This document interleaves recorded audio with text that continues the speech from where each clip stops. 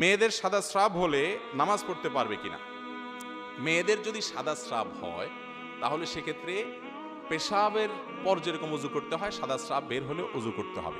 তার মাসিকের বাইরে অতিরিক্ত সময়, অসুস্থতার সময় সাদা স্রাব যেতে থাকে, তাহলে তিনি প্রতি ওয়াক্ত নিয়মিত যদি যেতে থাকে, প্রত্যেক ওয়াক্তের জন্য উজু করে কি করবেন? নামাজ পড়ে নেবেন, তাতে তার নামাজ হয়ে যাবে। আর সাদা স্রাব বের হলে ওই যে উজু ভাঙার মতো উজু ভাঙবে, এর কারণে গোসল ফরজ হবে না।